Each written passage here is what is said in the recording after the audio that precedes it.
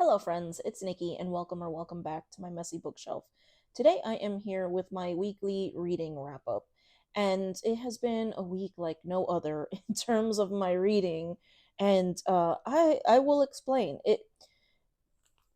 I did finish a couple of things and made progress in others. I had two buddy reads going, and yeah, it's been an interesting week, along with a road trip in the middle.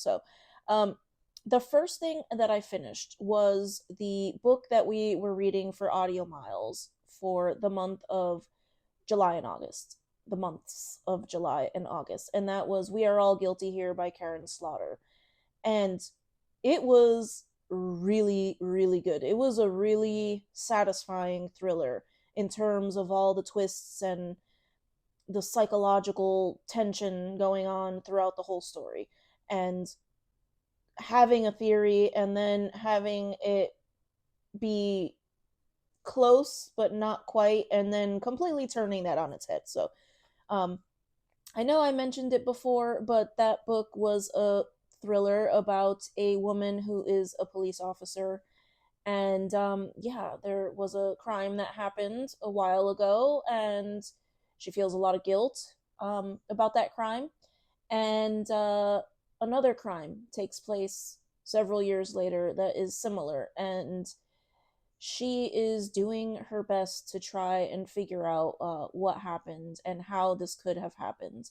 And yeah, it was great. It was great. And it was the first time that I have personally cheated on my Audiomiles challenge. Not that it is cheating. The whole rule the only rule that we have is that you have some sort of movement while you are listening to your audiobook. For me personally, I only used to do this while walking. It was a lot easier before summer started to get out and walk when I didn't have a kid home from school and rain and, 100-degree heat. Then I started listening at the gym while lifting weights. This week I went on one walk. I did go to the gym, but I wanted to know what was going on and how it was going to end. So I listened in my house while I was cleaning. I was moving though. I was moving. But my personal rule is that I have to be working out. But, I didn't. I didn't follow that exactly this time. But yeah, I highly recommend this one. I really enjoyed it. Um, the next thing that I finished was my buddy read with Melinda from A Web of Stories. And yeah, we read The Taming of the Shrew by William Shakespeare. And this is one of the reasons why I say this has been a week like no other. This is the first time in my adult life reading Shakespeare. The last time I read Shakespeare was in high school. And I think we read Romeo and Juliet, Macbeth, and Midsummer Night's Dream. I have never read anything else Shakespeare. And yeah, I was really excited going into this, especially having a buddy that reads Shakespeare so often. So I really did enjoy the buddy read.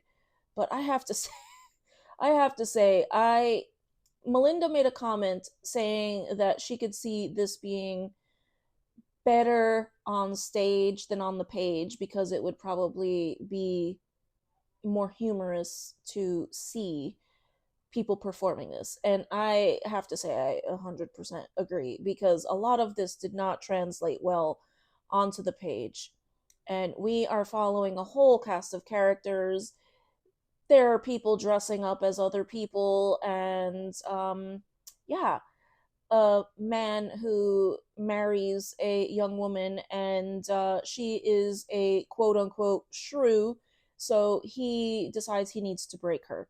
And I did not really enjoy the making her perform like she was a circus animal or something. So I didn't like that. I also realized that this was written, I don't know exactly what year this was written. has to be the late 1500s, early 1600s. But I did not like the way that he had his wife pretty much dancing like a puppet to prove that she was broken and she was no longer a shrew. So I could see that being comical on stage, the actors performing this, but yeah, yeah, I didn't find it as funny as I think it was meant to be, but I did enjoy the experience. So that was Shakespeare, Taming of the Shrew.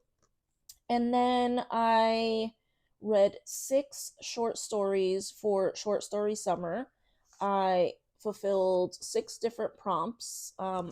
There was a day in the middle of the week, it was Wednesday, where I took a minor minor road trip, and I say minor because I drove 3 hours away to take my daughter to go stay with my sister-in-law for a few days before summer ends.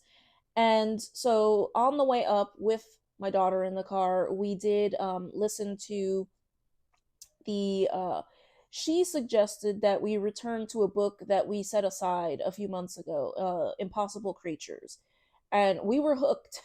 So now I know that we're going to finish this when I go pick her up this week on the way back. Um, but I had a day where I was driving. I drove 3 hours there and 3 hours back in the same day. I did not do reading that day, besides listening to an audiobook on the way back as well. So I listened to a different audiobook. And I'm probably not making sense. But that is why I have 6 short stories and not 7 short stories for this week. So I did read, let's see, I read for the 1980 through 1999 prompt, I read The Immortals by Martin Amis, which was the one that I read today. And that was about, it's told in the first person. I got this as a recommendation from Greg in the chat with the different co-hosts, and he read it for a different prompt, but I thought it sounded good for that time period. It's about an immortal being, and he is there before the creation of the world. He sees humanity appear on the scene, and he, lives a very, very long time, and then he sees humanity destroy themselves. So it was a very interesting read. I read that one online, so I do not have a physical copy of that. Um, for South America, I read Thank You by Alejandro Zambra. And he is a Chilean author and poet, I believe.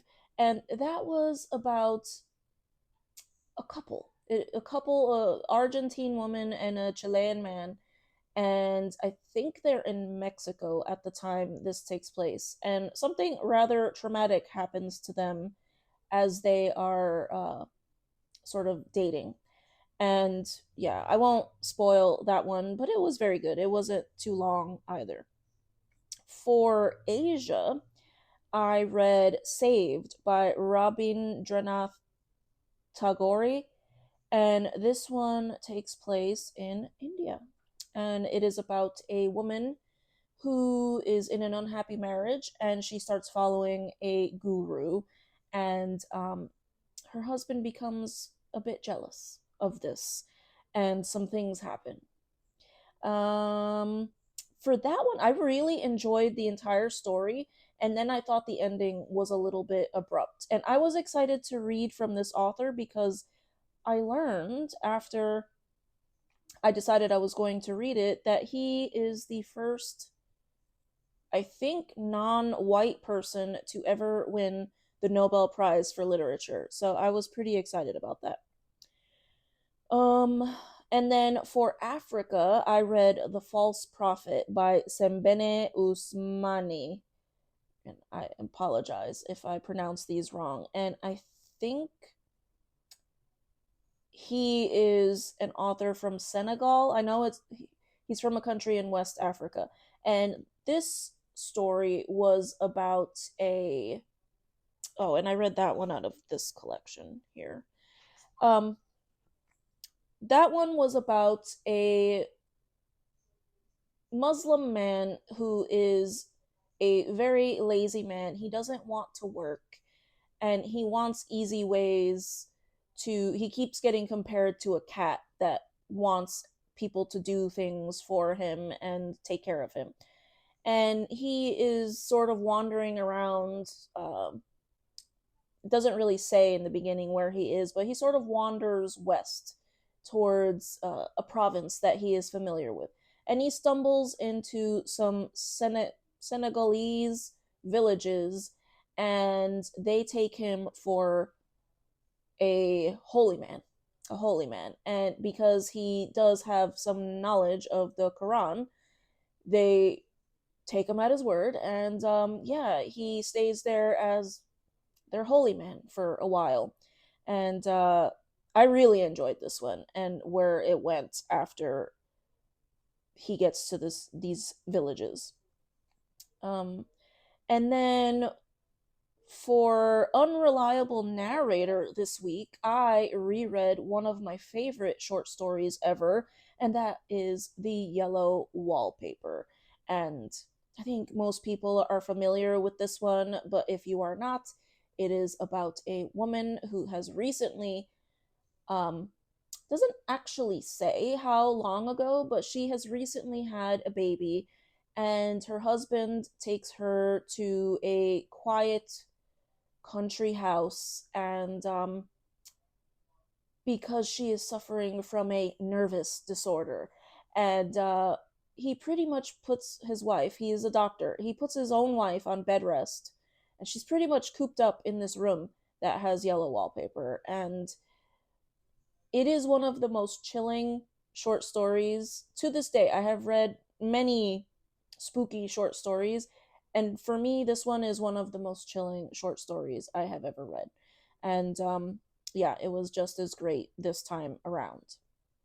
And then I read, for the over 30 pages prompt, I read the story Not After Midnight by Daphne du Maurier, and I really enjoyed that one as well.